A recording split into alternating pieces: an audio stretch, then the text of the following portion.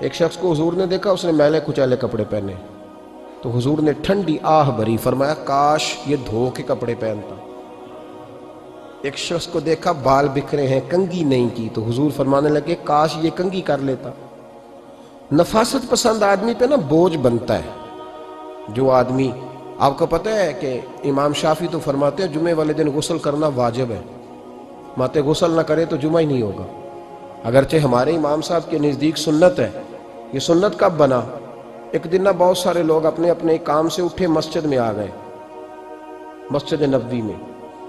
کوئی کسان تھا تو کھیت سے اٹھ کے آ گیا، کوئی مزدور تھا تو مزدوری سے اٹھ کے آ گیا۔ تو مسجد میں جب بہت سارے لوگ جمع ہوئے نا، تو بعض لوگوں کو دقت محسوس ہوئی، تو رسول کریم علیہ السلام نے فرمایا کتنا ہی اچھا ہو کہ تم جمعے والے دن نہا کے آیا کرو۔ بس وہ صحابہ کا مزاج ہمارے والا نہیں تھا کہ تفصیل بتائیں، حکمت بتائیں، ملے گا کیا، ثواب کتنا، نہ نہائیں تو گناہ، یہ کوئی نہیں۔ حضور نے کہا کہ نہا کے آؤ تو کتنا ہی اچھا ہے۔ پھر کسی صحابی نے کبھی بھی بغیر غسل کیے جمعہ ادا ہی نہیں کیا۔ کسی نے بغیر غسل کے کبھی جمعہ ادا ہی نہیں کیا نا۔ اسلام بڑا خوبصورت دین ہے۔ حضور نے فرمایا جو کچا پیاز کھائے وہ مسجد نہ آئے، پہلے مسواک کرے، دانت صاف کرے، پھر آئے۔ نبی پاک صلی اللہ علیہ وسلم نے فرمایا جو کچی مولی کھائے مسجد نہ آئے۔ مولی کھانا جائز ہے، پیاز کھانا جائز ہے، لیکن منہ سے بدبو آتی ہے۔ نبی پاک علیہ السلام کا ظاہری حسن کیا بات ہے۔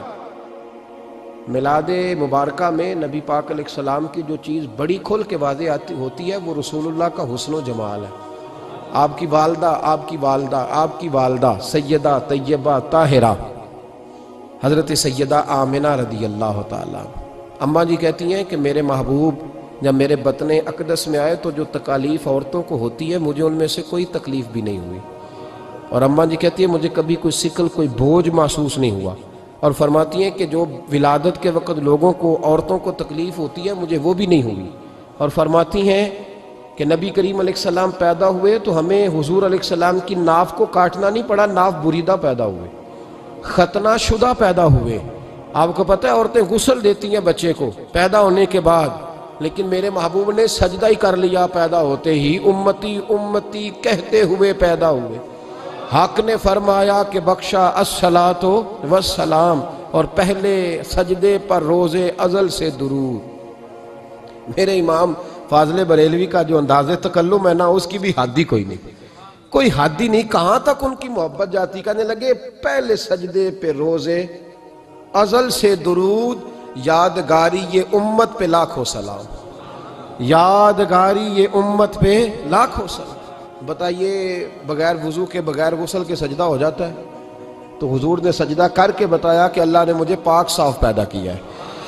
نبی پاک صلی اللہ علیہ وسلم کی والدہ نے جب یہ باتیں ارشاد فرمائیں تو لوگوں نے پوچھا ان سے کہ اماں جی پھر آپ ایک جملے میں بتائیں کہ ماجرا سارا کیا تھا، آخر ایک ولادت تو ہوئی نا، آپ کے وجود اطہر سے ایک بچہ تو نکلا، تو یہ کیا تھا؟ تو سیدہ آمنہ فرمانے لگی خارج منی نور، بس میرے وجود سے ایک نور نکلا ہے، بس میرے وجود سے ایک، اور روشنی آتی جاتی ہے تو کسی کو تکلیف نہیں دیتی، ایک نور نکلا۔ میرے رسول کریم علیہ السلام کو ظاہری حسن بھی کمال دیا، اور پھر حضور کی نفاست پسندی، صفائی پسندی۔ نبی پاک جب بات کرتے تھے نا تو حضور کے دانتوں سے نور نکلتا، اس کے باوجود حضور ہر وضو کے لیے مسواک کرتے۔ میں نے ہر نماز کے لیے نہیں کہا، میں اپنے لفظوں کا ذمہ دار ہوں۔ کس کے لیے بولے آپ حضرات؟ ہر وضو کے لیے، یعنی اگر نبی پاک نے وضو نماز کے لیے کیا تب بھی مسواک کی، اور اگر قرآن شریف کی تلاوت کے لیے کیا تو پھر بھی مسواک کی، کسی اور موقع کے لیے وضو فرمایا تو پھر بھی مسواک کی۔ اور سیدہ عائشہ فرماتی ہے جب بھی حضور گھر سے نکلنے لگتے پہلے مسواک فرماتے، حالانکہ رسول پاک کے دندان اقدس تو نور والے تھے، ضرورت ہی نہیں تھی۔ ہماری تعلیم کے لیے نفاست پسندی۔ ایک بات میں نے شروع کرنی ہے پر آپ نے ناراض نہیں ہونا، پہلے وعدہ کر لیں، جڑے نہیں بولے انہوں نے کی ارادہ ہو جانا ہے، چلو ہو جائے، کوئی گل نہیں، خیر ہے، ہو جائیں آپ ناراض۔ نبی پاک نے بڑی مونچھیں نہیں پسند کی، حضور کو اچھی نہیں لگتی تھی۔ ایک بات پوچھتا ہوں آپ سے، یہ درد دل ہے میرا اور صرف سمجھانے کے لیے عرض کر رہا ہوں، کوئی تنقید نہیں، اللہ تعالیٰ مجھے نیت کا وضو عطا کرے۔ ایک بات بتانا، اگر بہو کھانا پکا کے لائے اور سالن سے بال نکل آئے تو پھر اس کا کیا حال ہوتا ہے؟ کئی تو بوڑھے پلیٹ اٹھا کے دیوار میں مارتے ہیں، ایسا ہی ہوتا ہے نا بھئی یہ کیا ہے؟ اور اگر کبھی روٹی سے نکل آئے تو بیوی صاحبہ کا کیا حال ہوتا ہے؟ یہ کوئی طریقہ ہے کھانا پکانے کا؟ اور اللہ تعالیٰ معاف کرے، اگر کبھی ہوٹل میں چلے جائیں امیر لوگ 15,000 کا ڈنر کرنے، تو وہاں کسی سالن کی پلیٹ سے بال نکل آئے تو پھر تو پیسے کیا دینے ہیں، پھر تو ان کو اور جرمانہ ہو جاتا ہے۔ یہ تو سارے بال نکل آئے تو مشکل، اور ویسے بھی جو نفاست ہے نا طبیعت کی، اس پر بوجھ بنتا ہے، بال کھانے میں ہو آٹے میں ہو تو بوجھ بنتا ہے۔ تو بڑی مونچھوں والا دوست بھائی بزرگ جب پانی پیے گا تو بال پانی میں جائیں گے کہ نہیں جائیں گے؟ حکیم اور ڈاکٹر کہتے ہیں کہ کینسر کے مرض کا خطرہ ہے۔ اب باقی بھی راضی نہ ہوں، حضور نے بڑی مونچھیں بھی پسند نہیں کی اور چھوٹی داڑھی بھی پسند نہیں کی۔ حضور نے فرمایا داڑھیاں بڑھاؤ، مونچھوں کو پست کرو، مشرکین کی مخالفت کرو۔ اور ایک مقام پہ رسول پاک علیہ السلام نے یہاں تک فرمایا کہ جو مونچھیں پست نہیں کرتا وہ ہم میں سے ہے ہی نہیں۔ اتنے سخت لفظ۔ ایک صحابی تھے، آپ یقین کریں نا، کئی دفعہ دوستوں کو کہنا پڑتا ہے، اور کئی دفعہ نا مجھے محسوس ہوتا ہے کہ یار ہم روز ہی کہتے ہیں، لیکن کہتے پتہ کیوں ہے؟ کہ بوجھ بنتا ہے وہ بندہ جو اس طرح کی تباہ کے ساتھ آتا ہے، جو حضور نے پسند نہیں کیا۔ ایک شخص نبی پاک کے سامنے آیا، قاضی عبدالدائم دائم صاحب نے لکھا ہے، بڑی خوبصورت بات لکھی ہے، کہنے لگے حضور کے سامنے وہ اکثر آیا کرتا تھا تو مونچھیں بڑی تھی، حالانکہ داڑھی بھی بڑی تھی، مونچھیں بھی بڑی تھی۔ 2-4 دفعہ حضور نے باتوں میں تات اللفظ سمجھایا۔ کچھ بندے نہیں سمجھتے، تات اللفظ سمجھاؤ یا بڑا کھول کھول کے سمجھاؤ، پر بات سمجھنے کو تیار نہیں ہوتے۔ پتہ نہیں کیا ایسا حسن ہے بھئی، جو حسن نبی پاک نے پسند نہیں کیا وہ کبھی حسن ہو سکتا ہے، کبھی خوبصورتی ہو سکتی ہے؟ وہ کسی کا ذاتی کلچر تو ہو سکتا ہے، پر دین کی تہذیب نہیں۔ نبی کریم علیہ السلام نے کئی دفعہ سمجھایا تو ان کی سمجھ میں بات نہ آئی۔ ایک دن وہ بیٹھے ہوئے تو حضور نے ایک صحابی سے فرمایا کینچی لاؤ۔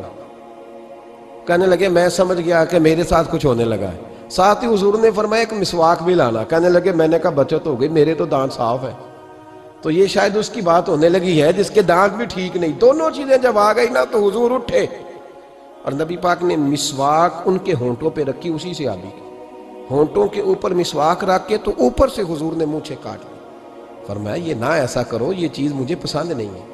حضور نے نفاست پسندی کو، اب تو اللہ تعالیٰ خیر کرے ملانگ آ گئے ہیں مارکیٹ میں، ملانگ درویشی فقیری، ان کے پاس رش بھی زیادہ ہے، ان کے درباروں پہ بھی رش زیادہ ہے۔ جی کہتے ہیں حضرت صاحب درویش آدمی ہے، بھئی روٹی تو پورے ٹائم پہ کھاتا ہے، مونچھیں کٹوانے میں ہی درویش ہو گیا ہے، نہ بال کٹواتا ہے نہ مونچھیں کٹواتا ہے۔ یہ گرو نانک کی تعلیمات ہیں، یہ نبی پاک کی تعلیم نہیں۔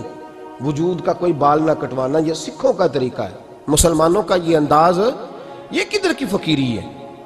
دین کوئی غلاظتوں والا معاذ اللہ، کہ بابا کپڑے نہیں بدلتا، بابا غسل نہیں کرتا، بابا بال نہیں کٹواتا، بابا ہے؟ پاگل ہے؟ قطعی طور پر کوئی فقیری نہیں، فقیری صرف وہ ہے جو میرے نبی نے